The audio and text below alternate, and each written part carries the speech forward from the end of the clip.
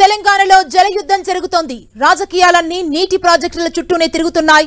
కాళేశ్వరంలో అవినీతి జరిగిందంటూ ఆరోపిస్తున్న కాంగ్రెస్ మంత్రులు, ఎమ్మెల్యేల బృందం మరి కాసేపట్లో మేడిగడ్డకు చేరుకోనుంది. నిజాల నివేదిక పేరుతో సభ నిర్వహించనుంది. మేడిగడ్డ బ్యారేజ్ పరిశీలన తర్వాత నీటిపారుదల శాఖ అధికారులతో సమీక్ష చేయనున్నారు.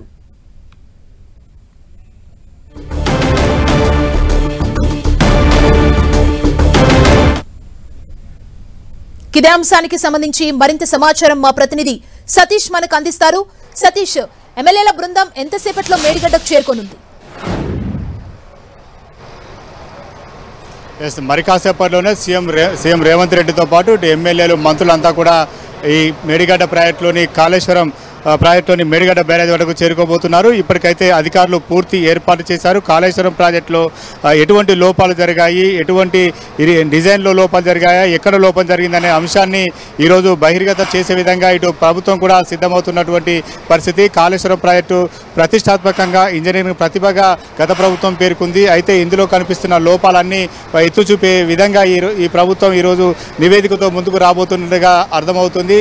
కాళేశ్వరం ప్రాజెక్టులోని కీలకమైనటువంటి మేడిగడ్డ బ్యారేజ్ ఇది. మేడిగడ్డ బ్యారేజ్లో గత అక్టోబర్ 21న ఈ కుంగుబాటు అనేది ఏర్పడింది. బ్లాక్ 7లోని 18 నుంచి 21 పిల్లర్ వరకు ఈ కుంగుబాటు జరిగింది. ప్రస్తుతం మనం బ్లాక్ 7లోని 20వ పిల్లర్ వద్ద ఉన్నాం. 20 పియర్స్ ఒకసారి పగుల్స్ చూడొచ్చు. దాదాపు పెద్ద ఎత్తున పగుళ్ళు ఏర్పడ్డాయి. ఈ విధంగా క్రష్ గేట్లకు పక్కనే ఈ పగుళ్ళు ఏర్పడడంతో ప్రస్తుతం అయితే ఈ 3 గేట్లు కూడా పనిచేయలేని పరిస్థితి. ప్రాజెక్టు మీద ఈ 3 పియర్స్ పగుళ్ళ ప్రభావం పడిందని చెప్పుకోవచ్చు. దీంతో ప్రాజెక్టులో నిర్మాణ లోపాలు జరిగాయి, ఇంజనీరింగ్ నిర్లక్ష్యం జరిగిందనే అంశాలు ప్రాథమికంగా ఇటు ప్రభుత్వం నిర్ధారణకు వచ్చినటువంటి పరిస్థితి.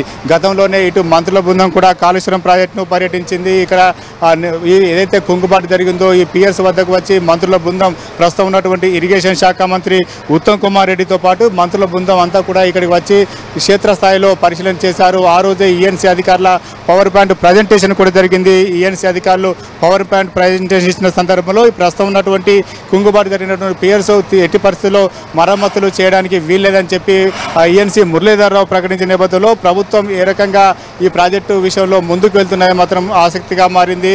మొదటి నుంచి కూడా కాంగ్రెస్ ప్రభుత్వం ప్రాణహిత చేవెళ్ల ప్రాజెక్టు పైనే మొగ్గు చూపినటువంటి పరిస్థితి. ఆ తర్వాత అధికారంలోకి వచ్చిన బీఆర్ఎస్ మాత్రం ప్రాజెక్టు రీడిజైనింగ్ పేరుతో ఇటు కాళేశ్వరం ప్రాజెక్టు నిర్మాణాన్ని చేపట్టింది. గోదావరి నది పైన 3 బ్యారేజీలు, 3 పంప్ హౌజుల నిర్మాణాన్ని చేపట్టి కాళేశ్వరం ప్రాజెక్టు ఎత్తిపోతలు ప్రారంభించింది. ప్రాజెక్టు ప్రారంభించినటువంటి 3 ఏళ్లలోనే ఈ ప్రాజెక్టు ప్రారంభించిన తర్వాత ఈ పగుళ్ళు అనేది ఏర్పడ్డాయి. పగులు ఏర్పడిన తర్వాత ప్రస్తుతం వచ్చిన అధికారం వచ్చినటువంటి కాంగ్రెస్ ప్రభుత్వం ఒక నివేదిక, విజిలెన్స్ అధికారులు ఇచ్చినటువంటి నివేదికతో పాటు ఇటు డ్యామ్ సేఫ్టీ అధికారులు ఇచ్చినటువంటి నివేదిక, ఇటు ఇరిగేషన్ శాఖ అధికారులు ఇచ్చిన నివేదిక, ఈ నివేదికలన్నీ కూడా ప్రస్తుతం ప్రభుత్వం వద్ద ఉన్నాయి. ప్రభుత్వం ఏ రకంగా ఈ ప్రాజెక్టు విషయంలో ముందుకు వెళ్తుంది, డిజైన్లో, నిర్మాణంలో, ఆర్థిక పరమైనటువంటి అంశాల్లో ఎటువంటి అంశాలను వెల్లడిస్తున్నది ఆసక్తిగా మారింది. సతీష్, సీఎం రేవంత్ రెడ్డితో పాటు కాంగ్రెస్ మంత్రులు, ఎమ్మెల్యేల బృందం ఎప్పట్లోగా మేడిగడ్డ ప్రాజెక్టు వరకు చేరుకునే అవకాశం కనిపిస్తోంది? షెడ్యూల్ ప్రకారం 3 గంటల వరకే సీఎం రేవంత్ రెడ్డితో పాటు మంత్రుల బృందం అంతా కూడా ఇక్కడికి రావాల్సి ఉంది. మరి కాసేపట్లోనే ఇక్కడికి వచ్చే అవకాశం తెలుస్తుంది. దాదాపు మరొక అరగంట సమయం పట్టవచ్చు. అరగంట సమయంలోనే సీఎం రేవంత్ రెడ్డితో పాటు మంత్రులు, ఎమ్మెల్యేలు, ఎమ్మెల్సీతో పాటు ఇటు ఇతర పార్టీలకు సంబంధించినటువంటి నేతలంతా కూడా ఈ ప్రాజెక్టును సందర్శించబోతున్నారు. ప్రాజెక్టు ఏ రకంగా డ్యామేజ్ జరిగింది, గోదావరి నది పైన నిర్మించినటువంటి ప్రాజెక్టు పనితీరు ఏ రకంగా ఉంది, ఎన్ని ఎకరాలకు సాగునీరు అందించగలిగింది, భవిష్యత్తులో ఈ ప్రాజెక్టు నిర్మించడం, అదేవిధంగా ఎత్తిపోతలకు సాధ్యపడుతుందా లేదా అనే అంశాలను కూడా చర్చించే అవకాశం కనిపిస్తుంది. ఇటు కాంగ్రెస్తో పాటు ఎంఐఎం సంబంధించినటువంటి ఎమ్మెల్యేలు కూడా ఇక్కడ వస్తున్నారు. ఇతర పార్టీలకు సంబంధించినటువంటి నేతలు కూడా ఇక్కడికి వస్తున్నటువంటి పరిస్థితి. కేవలం బీఆర్ఎస్, బీజేపీ సంబంధించినటువంటి ఎమ్మెల్యేలు కావచ్చు, వారికి సంబంధించిన నాయకులు కావచ్చు, ఎవరు కూడా ఈ రేవంత్ రెడ్డికి సంబంధించినటువంటి విజిట్లో వారు ఎవరు కూడా పాల్గొనలేదు. కొద్దిసేపటి క్రితమే కిషన్ రెడ్డి కూడా ఈ కాళేశ్వరం ప్రాజెక్టు పైన ప్రభుత్వం ఏ రకంగా ముందుకెళ్తుందో అని చెప్పి కొన్ని అనుమానాలు, కొన్ని విమర్శలు చేసినటువంటి పరిస్థితి. దీంతో పాటు ఇటు కాంగ్రెస్ కూడా ఈ గత బీఆర్ఎస్ ప్రభుత్వం నిర్మించినటువంటి ప్రాజెక్టులో చాలా లోపాలు ఉన్నాయి.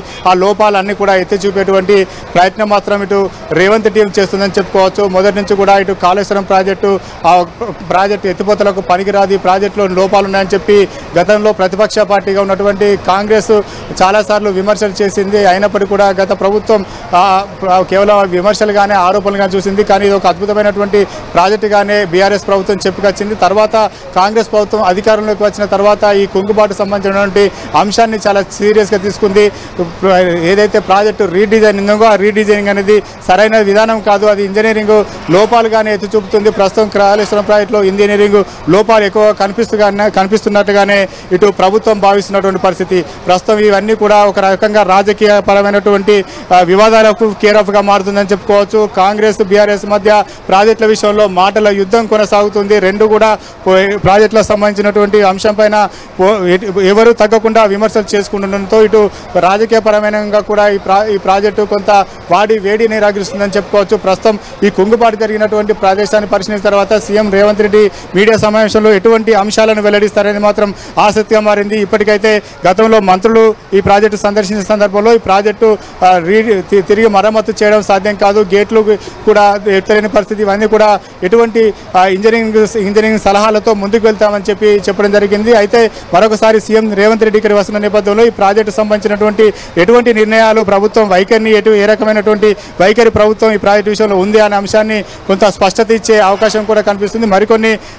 మరికొంత సమయంలోనే ఇక్కడికి రేవంత్ రెడ్డి టీం రాకపోతుంది. ప్రస్తుతం ఈ కుంగుబాటు జరిగినటువంటి మూడు పియర్స్ ఏవైతున్నాయి, 3 పియర్స్ని కూడా ఇటు రేవంత్ టీం పరిశీలించబోతుంది. ఆ పరిశీలన తర్వాత ఈ ప్రాజెక్టు సంబంధించి ఎత్తిపోతలు కావచ్చు, లేకపోతే ఈ ప్రాజెక్టు నిర్మాణం జరిగిన తర్వాత చోటు చేసుకున్న పరిణామాలు కావచ్చు, గతంలో కూడా భారీ వరదలు వర్షాల నేపథ్యంలో ఈ ప్రాజెక్టు సంబంధించినటువంటి పంపులన్నీ కూడా పంపోదులన్నీ కూడా నీట మునిగిపోవడం జరిగింది. వాటికి సంబంధించినటువంటి అంశాలు కావచ్చు, ఇందులో బిగించినటువంటి మోటార్లకు సంబంధించినటువంటి అంశాలు కావచ్చు, ఇవన్నీ కూడా ఇటు పవర్ పాయింట్ ప్రజెంటేషన్లో ఇటు ఇరిగేషన్ శాఖ అధికారులు అదేవిధంగా ఇరిగేషన్ శాఖ మంత్రి వివరించే అవకాశం ఉంది. ఆ తర్వాత రేవంత్ రెడ్డి ఈ ప్రాజెక్టు విషయంలో ఏ రకంగా ముందుకు వెళ్తుంది, కేవలం కాళేశ్వరం ప్రాజెక్టు ఏమైనా డిజైన్ చేసి మరమ్మతులు చేయవచ్చా, లేకపోతే ప్రాణహిత చేవెళ్ల ప్రాజెక్టుతో ముందుకు వెళ్తుందా అనేది మాత్రం ఇంకా కూడా కొంత ఆసక్తికరంగా ఉంది. ప్రస్తుతం రేవంత్ రెడ్డి టీం వచ్చి పరిశీలన తర్వాత ఎటువంటి అంశాలను ప్రభుత్వ వైఖరిని ఏ విధంగా ఉంటుందని చెప్పే అవకాశం కనిపిస్తుంది. సతీష్, మేడిగడ్డ బ్యారేజ్ పరిశీలన తర్వాత నీటిపారుదల శాఖ అధికారులతో కూడా అక్కడ సమీక్ష చేసే అవకాశం ఉన్నట్లు తెలుస్తుంది కదా. అంటే